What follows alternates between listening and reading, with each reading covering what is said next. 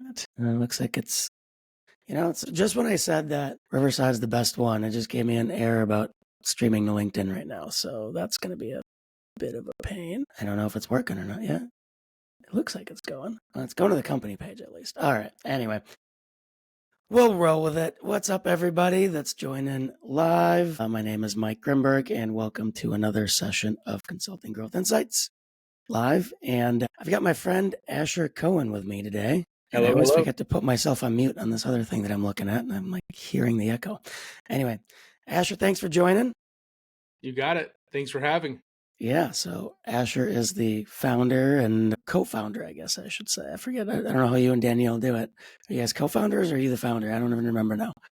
We're both founders. Both founders. So co-founder of by ZRE, and Asher is a good friend of mine, and he is one of the top real estate advisors in Arizona, Phoenix area, etc. So if you are wondering why the heck do I have a real estate advisor on the show, we'll talk about that in a minute. But before that, Asher, did you vote today? Voted, and it was quite the story. So you did the in-person thing. This is my first time I dropped off my ballot yesterday ahead of time. I got the mail-in one. I just feel like if we're gonna do it, let's go all out. Let's go in. Let's show our ID. The whole thing. I was going to, but I'm actually kind of glad I did it the mail-in way, because 18 freaking propositions. Like, it took me 2 hours to fill this damn thing out. For anybody that's from Arizona, like, I don't know how you all did it. If you'd went in person, like, did you literally stand in the booth for 2 hours? No, you know what? It's more of the doing the all-nighter the night before. So I'm at the kitchen. Oh yeah, same thing. And then you like wrote stuff down and brought it in. Okay. Yeah. So at the kitchen table last night, the kids are coming down. What are you doing? You doing that research for the voting? I'm like, yeah, I want to know what I'm getting into tomorrow. Yeah. You know? I did the same thing. My daughter came home from school a couple days ago, and I'm sitting there with like the 2 sheets filling out like it was like taking a freaking SAT test or something. I got my phone out. I'm looking through stuff. Yeah, for everybody joining live, we're talking about the Arizona ballot, which is ridiculous. There's 18 propositions on it this year. It literally took me 2 hours to figure all the stuff out. And I'm still not sure if I did the right stuff, because it's confusing as hell. I filled it out, got through it. There wasn't a big line, and scanned everything in. And you said you had a story at the booth. It's coming right now. You're getting it. You're getting it. I'm getting it. We're getting it. You're getting it right now. So, you got to scan it in, and you need a check mark that comes up. When the check mark comes up, you're good. You can leave. I didn't get the check mark. I got paper jam. Oh, nice. And I said, I think I won the jackpot. The guy starts laughing. And so he had to get his key out, put a code in. He had to open the actual box for me to take out. It was jammed in the machine. Never experienced that before. So I got my sticker and left, but definitely not the scan and go type of situation. But it counted. You voted. They fixed it. All good. You got it. All right. Well, if for anybody that's here, if you have not voted yet, go vote. I don't care who you vote for. It's important. All right. Let's get to our regularly scheduled programming. I'm going to set us up a little bit, Asher, and then we'll take it, kind of ad hoc from there a bit. We're going to talk about strategic partnerships, but let's talk about the why here. I think everyone's heard the whole quote of, we do business with those we know, like, and trust. Today, I want to focus on the trust part of that equation. The like happens through, especially in professional services, happens really through the sales process and the delivery of the service and things like that. I mean, there are some things you can do prior to that, but we're not going to focus on that. The know part, lots of different ways to build awareness. Okay. But when we talk about trust, I think probably the best way to kind of short circuit this idea of getting over the apprehension and the skepticism, the best way to short circuit that is via connection through a trusted source, but through a strategic partnership. The reason why I invited Asher on the show, even though he's not in the quote unquote consulting field, is because probably when we think about home buying, Asher's a real estate advisor. For those that are just joining now, when we think about home buying, that's probably the most risky, the most complicated decision we're going to make outside of like marriage, probably, as individuals. Okay. It's a high risk decision. There's usually a buying committee of at least two, depending how old the kids are and all sorts of other factors, or if you got, aging grandparents that are living with you or something like that, right? So it's much more similar to a high value consulting type engagement than we maybe think originally. And when I think about the most successful real estate advisors, like you, Asher, all the ones I've met have one thing in common, and it's that they all really deeply understand their local ecosystem and have built a network of key strategic partnerships. And that's what's gotten them to be successful. And I see the same kind of thing in successful consulting firms, where they generally really understand their ecosystem and they have a really solid group of strategic partnerships that they have figured out. Speaking of elections, doorbell, I'm pretty sure that's another canvasser. It's ridiculous here right now. Anyway, so when I think about strategic partnerships, I think about the process as identify, connect, engage, and collaborate. So that's kind of where I want to start. I mean, Asher, you're a pro at this. How does that resonate with you? Yeah, I mean, it's important because we don't do all facets for the client, right? Like we have to stay within our lane. And if we're staying in our lane and we know our lane very well, how can we provide value to them outside of our lane? And that's through knowing a great resource for them. And it's that collaborative approach, that trying to align with someone that is really good at what they do. So that could be an attorney, that could be a lender, that could be all different types of vendors. And so identifying like who's really good at what they do, but also do they align with the same mentality of let's continue working together and providing value to our clients with the lane that we're each in. Yeah, I think the same mentality part is interesting, because I think part of that's where I've seen some partnerships go awry, where maybe the financial incentives are the right ones, or all the other pieces are maybe there, but the values are not. The Hmm. culture's different, things like that. I think that one reason why I really like to, where I wanted to bring you on the show, Asher, is because in the real estate industry, like you have no choice but to work with other people. Like there's the home, like the home buying, or I mean, whatever, whether you're buying a home, land, or commercial property, doesn't matter. There are multiple parties always involved. You have no choice. I think it kind of forces you to do this, forces people in your area to do this. The space where I operate in consulting and professional services firms, that's not always as explicitly visible, if you will, or known, right? I think a lot of consulting firm owners kind of treat it as, well, we do the thing and this is the thing that they're buying and that's it.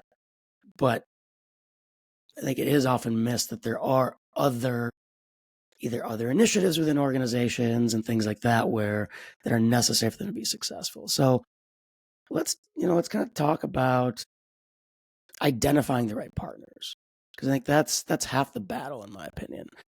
Maybe even more than half, right? So, like, a lot of the time where, you'll have people come to you and say, hey, we should partner. What I've found is probably more than 50% of the time, they're the wrong ones. Yeah. Um, what Maybe talk about that. Like, what do you do to identify the right partners? Well, I think the first thing is can we get along? Not in the business world, but what are, like you mentioned the word culture, like what are they about, and what are they seeking?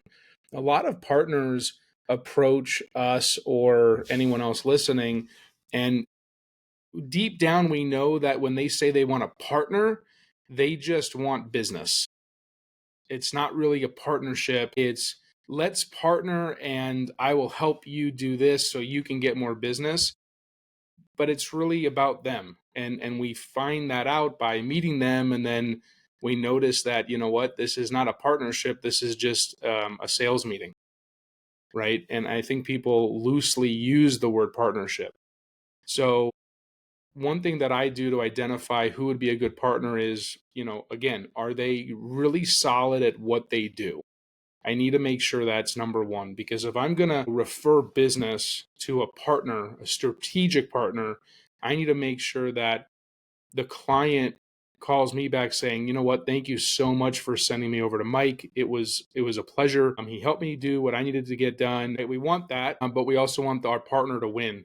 So are they good at what they do? And are they aligning to do what's best for the client? And that's how we look for really good strategic partners.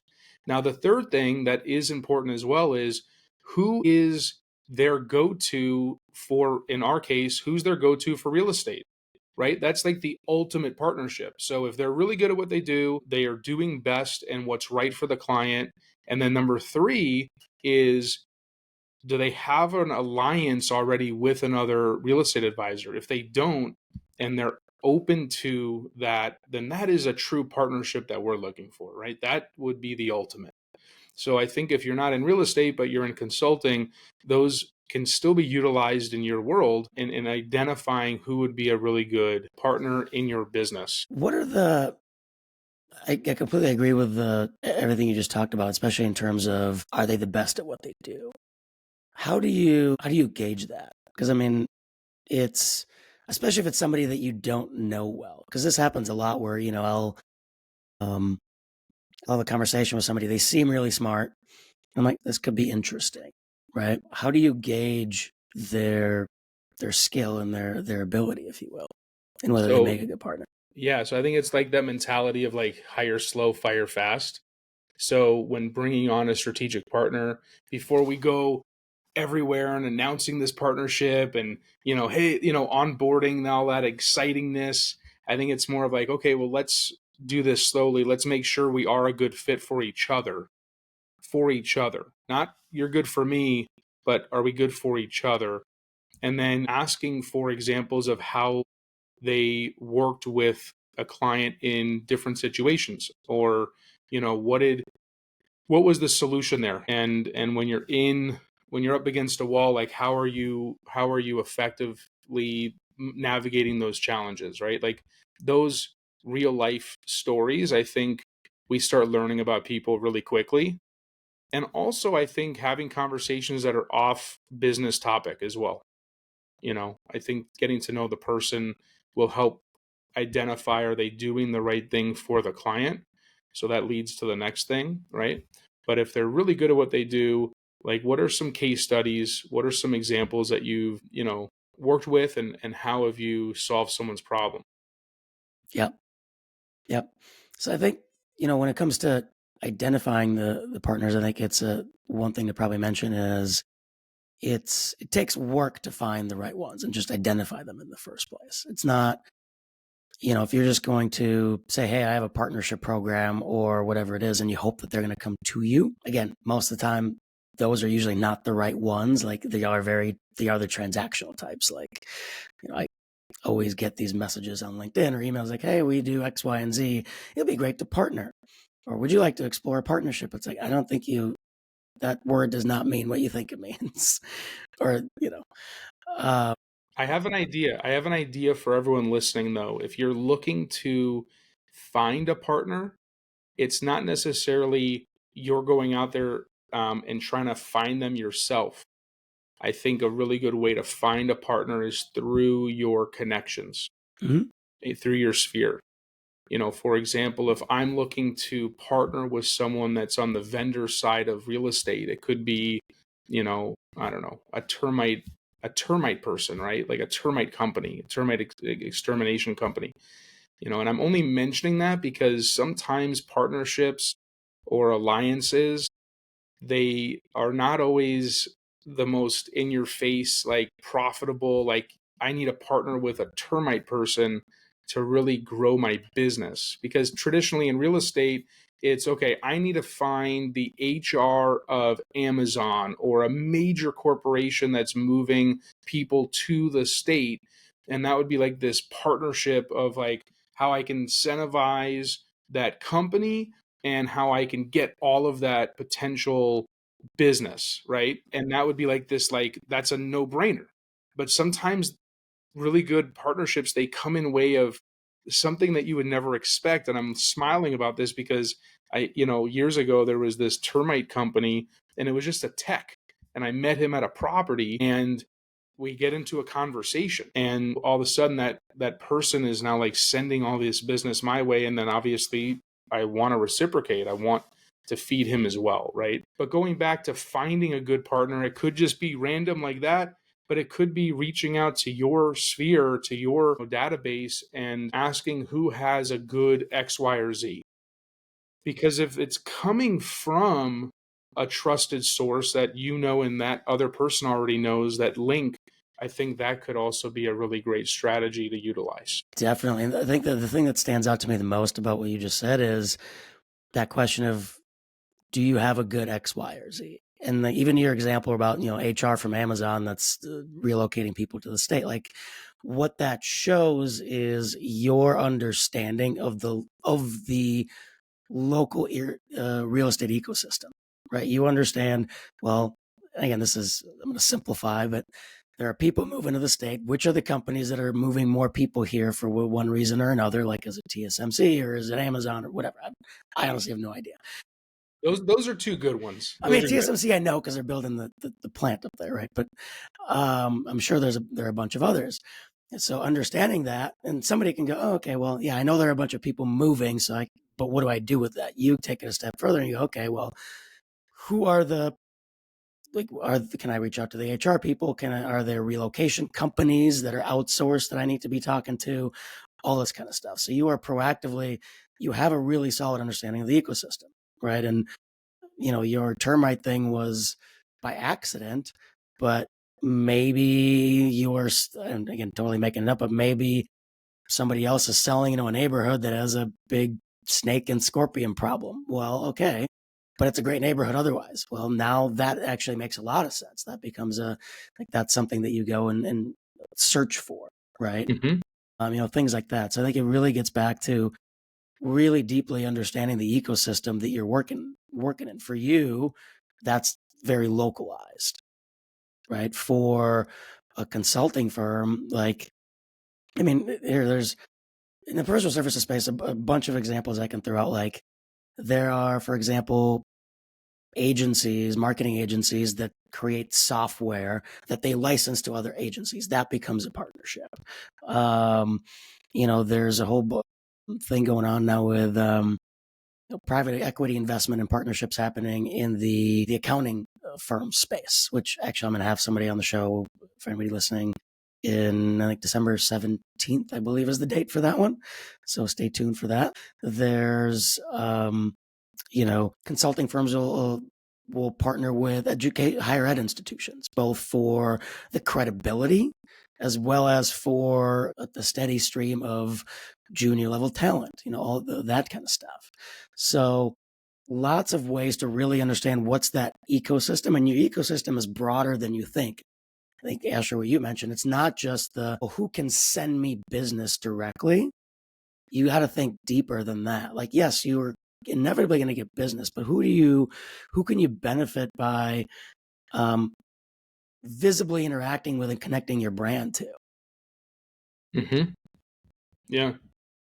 I think it really comes down to not underestimating anyone, because the termite thing, I'll just never forget it. I just wasn't expecting that.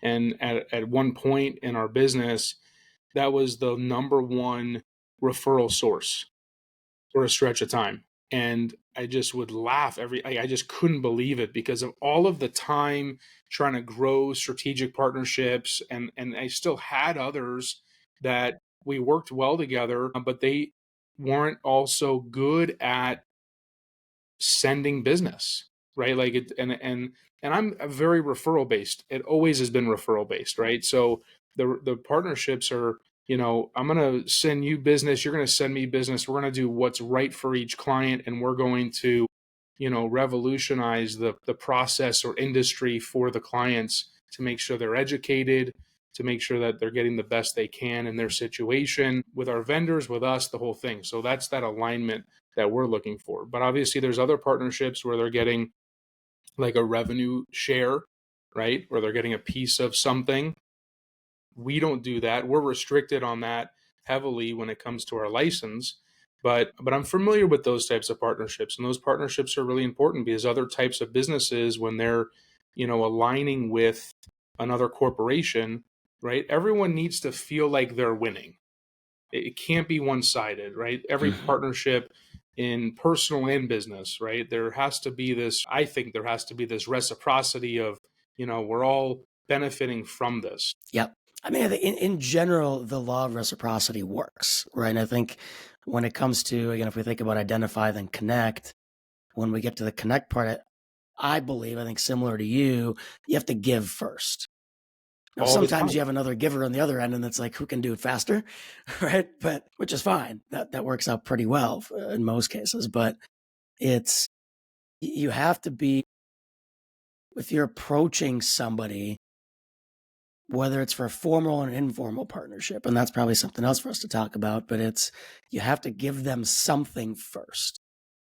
Like I like to give from actually from a collaboration perspective. So I'll reach out and have people on the show, or maybe collaborate on some sort of piece of content that I'm working on, or I will introduce them to like once we talk, I'll try to introduce them to like an event organizer that they can go speak at if I realize that they're a good speaker and that that's something they want to do, those types of things.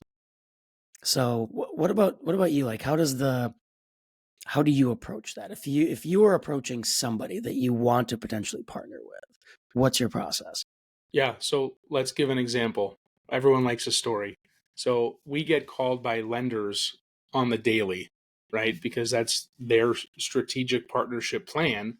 Get agents to refer business to. Met at a lender years ago. It sounded like there was a lot of alignment there. But like you mentioned earlier, like how do we know it's a good fit? Like you don't know until you know. We can ask questions, we can ask for case studies, like I mentioned, but how do we really know? And the only way to really know is for me to say, hey, this is a buyer that needs to get pre-qualified, right? And seeing how, if they have a process, seeing how they communicate with that person, the whole 9 yards, and seeing it all the way through. So that's how I How do you really. make that first introduction? Like what is your I don't know, what does the email or the conversation look like to the potential buyer? If I'm in person with a buyer and we're talking about financing, and they say something of the effect of, what, we haven't even like started that yet. And I said, okay, well, do you have anyone for that? No. Okay, well, I have someone that would be fantastic. You know what? Let me see if I can get them on the phone right now. So I'm calling that How do you person. know that? Like, I guess what I'm asking about is if it's the first introduction to that particular lender, you've never worked with them before, you don't know if they're actually fantastic or not. You have a good vibe, but you Sure. don't know if they're the right one.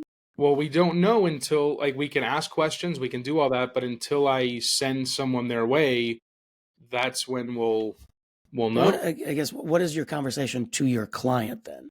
Do you This caveat is it? someone that yeah, I mean, it's circumstantial, but I would say, you know what, this is someone that we haven't utilized yet, but Hmm. based on your circumstance and based on what they told me, there seems to be a really good fit there, because some lenders are very specific in what they do and how they do it, right? Hmm. So if this lender, for example, is really specific in the world of, foreign buyers, right? Someone from another country, and this is someone from another country that needs to get financing, we're going to connect them. And I would just say, I haven't done a successful deal with them yet. This is an introduction to both of you. And if anything comes up that you're just not feeling right about, loop me back in, because hopefully the trust with them and I is already there, so I we love can that. do Yep. that, and then we go from there on it, and I'm pretty good at continuing to. I don't like using like check in or follow up anymore, but I like to continue that dialogue with the client. So I'm not going to Hmm. wait for them to call me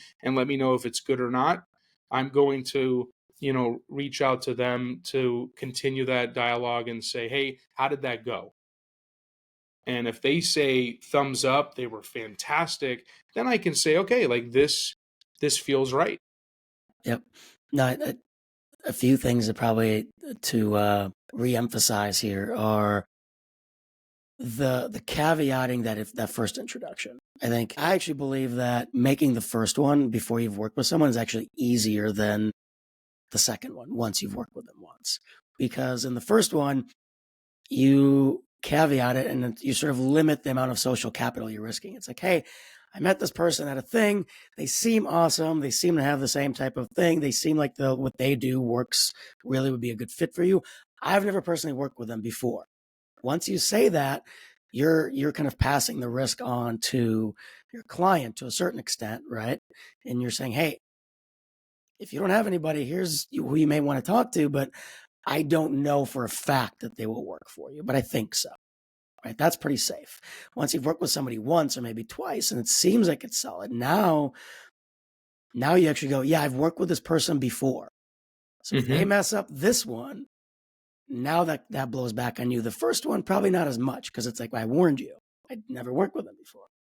So that part is, I think, really important for people to understand where to, like, from the partner's perspective. There's a lot more volume potentially to be had from these informal early stage partnerships where you don't have that working relationship yet, because there's very little social capital that's being risked for that introduction. And I think it's important though that we're taking ownership of what's going on. I don't like to just pass someone off and then I'm just relying on the world to just do its thing. Maybe it's a control thing. I don't know. I feel like a lot of us probably listening in here might feel that, maybe not. But I like to just make sure how's everything going, right? Hmm. And having some of the early communication on a text thread with all of us or an email thread with all of us, Hmm. just so we're all experiencing the back and forth. Everyone's communicating, Hmm. there's things are getting answered, there's movement and progression in what's going on. It's not just sitting idle, but it's actually moving forward with what will is. Yep. Yeah, I don't know that I would say it's a control thing. I'm very similar to that. I don't know that I always have been, but definitely now I think I've evolved to that, and I think it's a core values and culture thing where you want to do right by people at the end of the day, and the only way to do that is to keep some sort of um keep your finger on the pulse, if you will, for, like, not necessarily micromanaging, but and I'll do the same thing. I think checking in is great, and I think if you're on the other end of that, following up with the person that gave you that referral and saying, hey, thank you for that, it went really well, or hey, thank you for that, we got through it, but here are the issues. That's a great like etiquette piece on that, because when you send someone to someone else and you just don't hear anything, good, bad, and like just nothing, that makes me question, is that a good strategic partner? Hmm. Yep. Yeah, I would say the people that I'm much more likely to send a second referral if you followed up with me and you told me how it went. And the funny thing is, I do this all the time. So if somebody connects me with someone, whether it's like a formal referral or like, hey, you should talk to this person because they're interesting, or you should talk to them because they have a podcast that you might want to go, whatever it is, right? I'll follow up all the time. Like, hey, thanks for that intro. Well, maybe, okay, maybe not all the time. I'm sure I've missed one or two. I think nobody's perfect. We're human, Before I get called out, like, hey, you never got back to me. right? But I'm amazed at how often people get surprised. Like, hey, thank you for following up. Like, I really appreciate that. Like, they're surprised that I did that. It's a great etiquette, a great piece. So, what are I don't know if do you do anything else around making that connection a positive one initially? Like, once you've identified who you potentially want to work with from a partnership perspective, do you do anything else to really knock it out of the park with that initial connection? Well, I think it's like giving the referrals, like who I'm sending it to, that partner, I want to give them some background so they can really hit the ground running. So, for example, if someone is and it's not on the spot, right? Or let's even go there. Like I was giving that example, like I'll call the person right on the spot and try to connect them that way. Because if I say, okay, here's a business card, right? This is old school, but here's a business card of someone you should contact in regards to getting you to the next step of whatever you're trying to do. Relying on that is not a good idea for yourself, for the client, and for the partner, because people get busy. that card goes missing or it gets under some sort of stack of documents, and then they don't have it, right? So that's why I just resulted to just calling the person right there or starting something right there. And if I'm calling them, I'm saying, hey, this is the situation, Mike. This is what they're looking to do. I'm calling you because you're, in my mind, the expert of that. And I want to get you guys connected. Not to have a full blown out meeting right now because I'm calling you out of the blue, but I want to just connect you. And then I'll do a follow through of text, thread, or email. But I want to give the person I'm sending to, I want to give you an idea of what they're looking for. So you're prepared, hit the ground running. This is how we can help you. I understand your situation. You might have a couple more questions to ask, but you can really know which direction you're going in. Yep. I actually really like that. I've never done that. I think my guess is in kind of a real estate purchase type thing, that's maybe more likely where something is just top of mind, like, hey, let's do it now. But I could totally see doing that though in It could certain come situations. across salesy, and I'm not doing it like to get the sale done. I do it from a place, and I do everything from a place of value add to the client. So if I'm in the shoes of the client, do I want to be handed a card? Do I want to be sent an email that night or the next day? No, I want like immediate action. That's how I would prefer it. So Hmm. that's what I deliver. That's what I'm Yep. trying to provide because that's really, in essence, what I want. And I think a lot of people appreciate that. And I Yep. would even tell them, No, I'm not I doing can this to get totally, you like locked in. yeah, I can totally see it where in a situation where I am actively like either troubleshooting or just like ideating on a problem with a client and whatever, something comes up where it's, hey, it would be nice to have a RevOps person or something, right? My usual thing is like, well, hey, I think I know somebody. Let me connect you. My general thing is, well, let me reach out to them and see if they're available and things like that. But I'd be actually curious. I might try this next time when I'm doing this. Is like, hey, I know this person. Let me see if I can call them up right now and if we can get a quick 15-minute conversation. And just see what happens. I mean, sometimes, after you do it like a couple dozen times to some of your partners, they don't know what they're answering, right?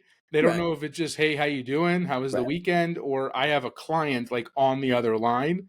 So they're used to it now, but I would say they're pretty excited to answer the call. And again, that's another value add to your client. If you're calling people and they're answering for whatever it is you're needing, for them, that shows reliability of what type of partners you have too. It's not going to happen all the time, right? We're not always going to answer the phone. People aren't always going to answer our phone. But if that's what's happening, they can see that you're taking massive action. You're able to get things moved and done in a short amount of time.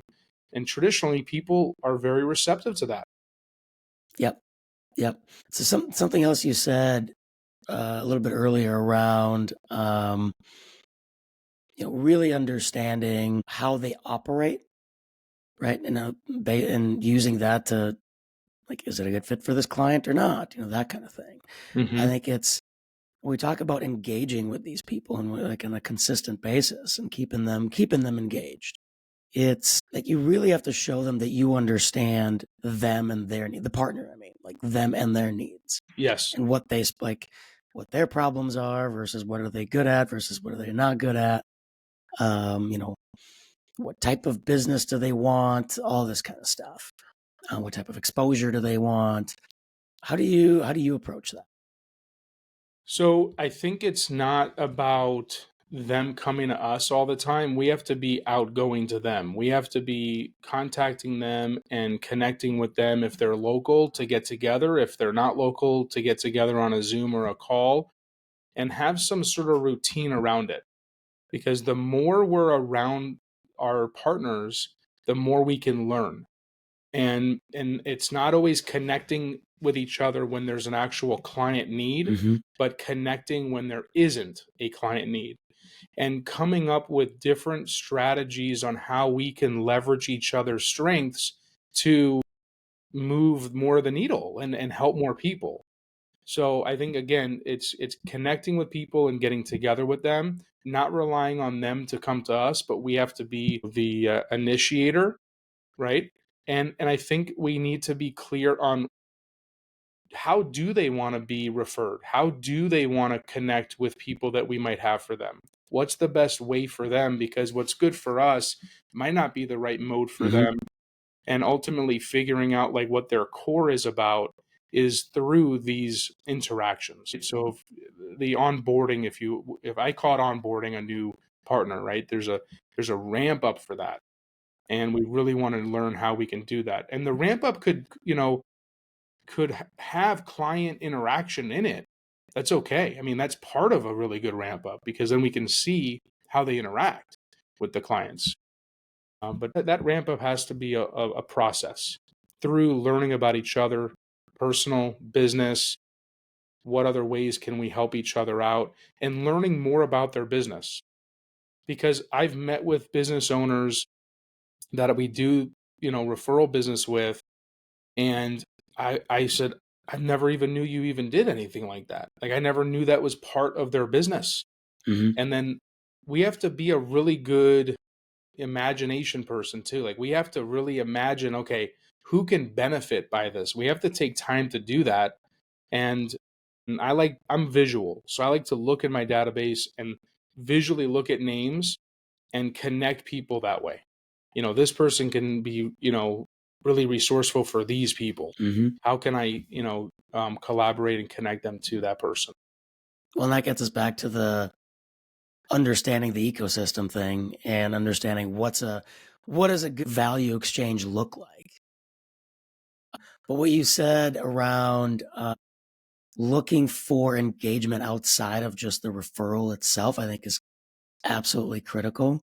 I would say for consulting firms, I don't know how it is in the real estate space, but for consulting firms, professional services firms, in most cases is where there's another piece where they miss finding the right ones, and then they miss this engagement piece of like a lot of the time, like take in there's a lot of like technology partnerships. You're a digital transformation firm and you partner with whatever. Well, you'll go to the technology partners events, and that might be your only kind of consistent touch base. But then you're not really bringing as much to the table in those things. Is that more of like that's more of presentation, right? No, I mean they'll do mixers, they'll do it, they're different, but the point is like it's just a lot of the time there's not a good. You use the word routine. I like the word cadence, but it's the same thing. Like there is not like a consistent thing. Like very often it's like once a year, twice a year. I just don't think that's enough That's to build super a low really strong touch. That's partnership. super low touch. Yeah. Now, again, it's the industry is different and whatnot. I'm like I don't know that it's something where you're going to like a weekly thing or whatever. But I think where I see firms be successful is where they kind of tap into the ecosystem, they understand it, and they create these recurring touch points. So maybe they're the ones hosting like a monthly mixer or something like that. Or they are hosting an annual partner summit. Or they do events like this where they consistently invite their partners and they can even just a small interaction in like the chats or before or after, right? That kind of thing. But I think that the ones that are really strategic about it and not just, I think that the problem with that in the industry that I work in, it's not even that they don't do enough. It's that they're not purposeful a lot of the time. It's sort of like, well, if it happens, if I go to an event and I see them, great. Or maybe they go, oh well, usually I see them at this event, so maybe they'll reach out ahead of time. Like that might be the most purposeful thing they do, but it often doesn't go past that. And I think that's where, from a business development perspective, if you're not top of mind at the right time, they might just forget to refer you. And that's why the cadence has to be there. It has to. And it doesn't have to be a huge touch point where you're putting on this big mixer and spending thousands upon thousands of dollars or having keynote speakers or doing the big things. It really just pick up your phone and connect with people. Just connect and talk and ask them. I like to know in like their businesses, like what's going on in your world right now? How are things going? Because what we soon realize when we have these conversations that everything kind of blends with each other. Like we all experience the same type of thing, right? In this time of year, right? We were waiting for this election day to happen. And in a lot of the different businesses, we all experience different things. We all do different business. We all do and have different companies and serve people in different ways. But I think we can all feel the same, like just tensions or pressures or how the consumer was behaving.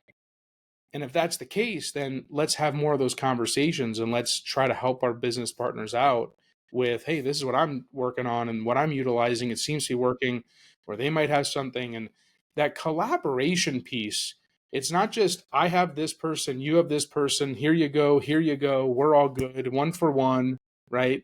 Sometimes I'm giving 10, 20 referrals and I get one, right? And to me, that's okay because I'm still getting the one.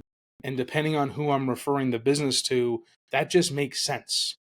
Like it depends on who that, what service they're Hmm. providing, right? So it's not a tit for tat, it's the reciprocity in different ways. Am I gaining leverage in my business through learning from this strategic partner that might not be giving me a ton of deals, but they've given me access or they've given me connections where I'm able to better my operations team? Hmm.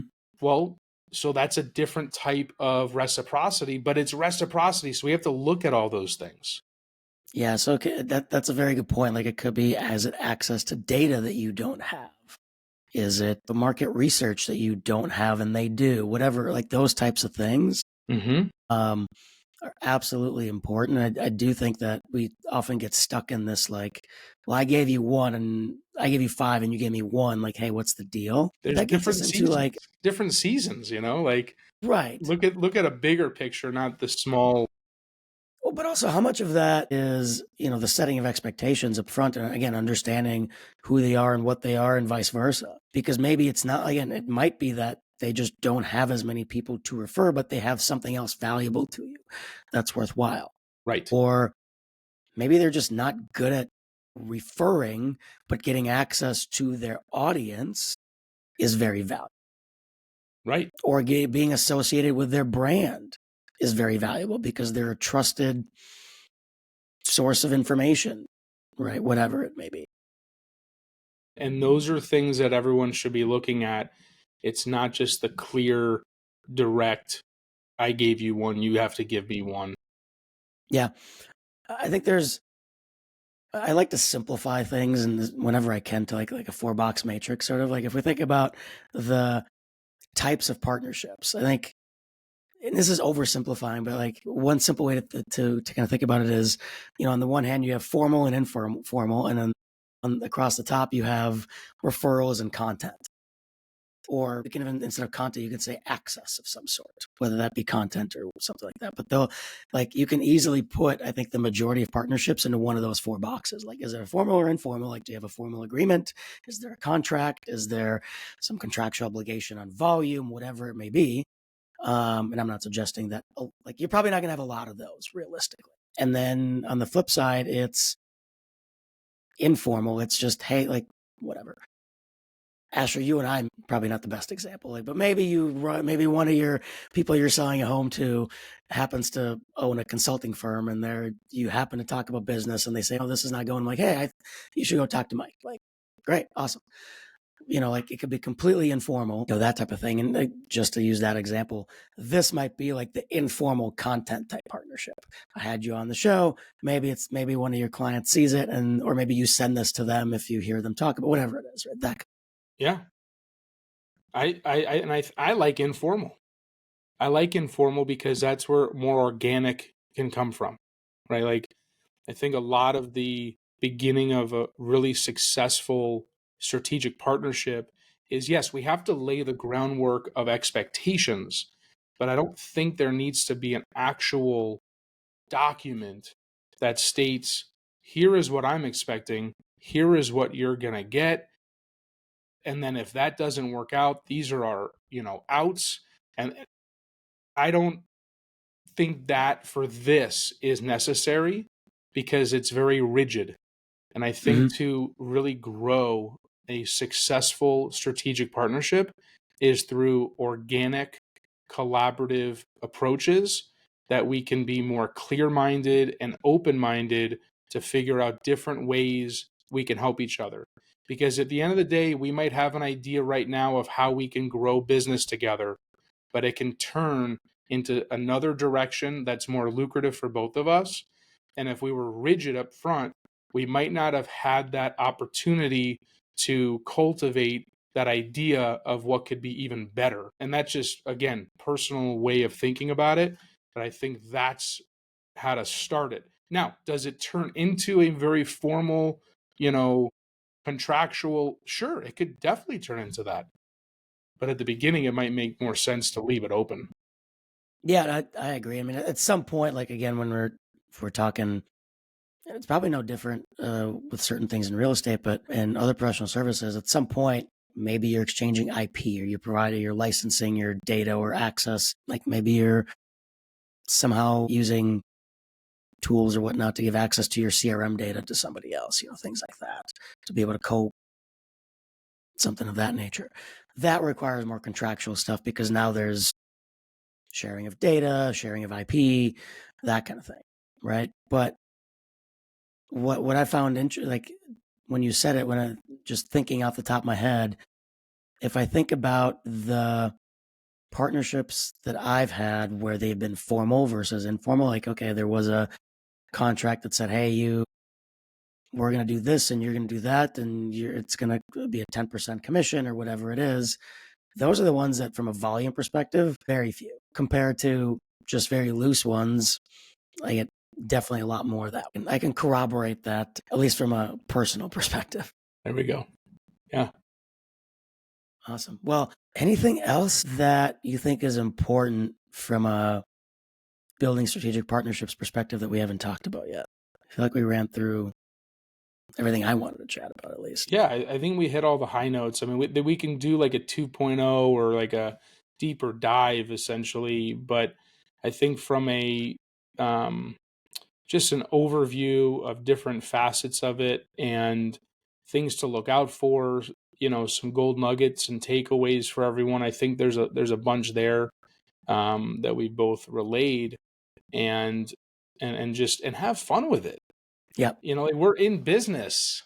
We chose to be in business or the businesses that we work for, and we enjoy it. You get to pick who the partner is, right? In most cases, Yep. right? Yep. And if you're able to pick and select and enjoy it, right? I think the clear-mindedness thing is super important to create really great ideas from. Yep. Well, so maybe before I let you go, you mentioned you told the story about the pest control guy. Are there any in the very beginning? You kind of said, "Hey, some partnerships are just obvious, and some are not so obvious." What are some? What are like the most interesting partnerships that you have cultivated that have been successful for your firm? That's a great question. So I think because I work with a lot of entrepreneurs, because I am one, right? We get each other, and that has been, business owners in general, but strategic partnerships, mediation, divorce attorney. Never thought I would ever be speaking with a divorce attorney as much as I do. Happily married, but just a lot of opportunity comes from that Happily married and sector. running a business with your wife too. That's right. Let's throw That's that out right. there. But that's been a really great resource and referral source, and we're meeting people too, right? It's a very clear cut, we meet with people because something is happening in their lives. So if they're telling us, hey, we're thinking of selling because we're getting divorced, okay, who's helping you with that? Well, we don't have anyone with that.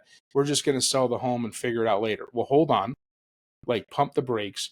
Here's someone that you really should talk to about this, right? That's one example. So Let's dive into that one maybe for sure. a minute or two here before we wrap up, because you've told me the story before, so I was leading the witness a little bit. But I find that, again, for me, I find those kinds of things fascinating because it's not a common thing that a real estate agent will go and look for necessarily. How did that one come about?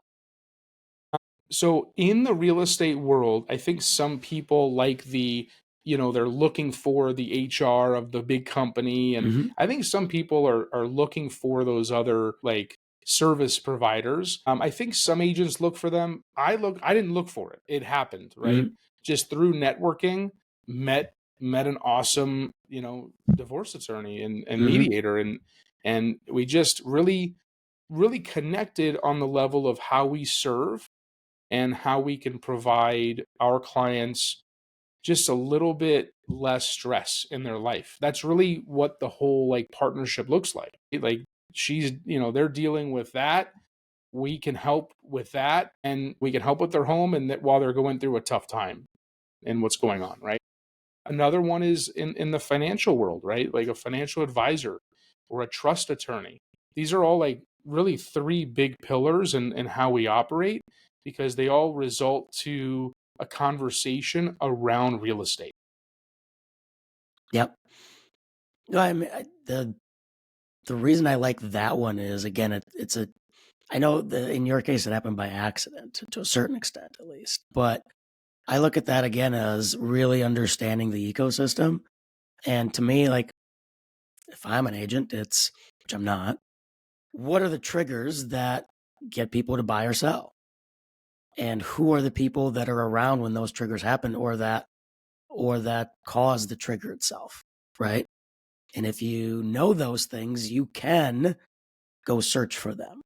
And I think it's switching how you think about partnerships, right? Again, it's really gets back to understanding the ecosystem, understanding the decision making process. If we're talking consulting and professional services, it's understanding the initiative and the problem and the pain point and what is involved, what is the trigger, and who are the people that are around that, right?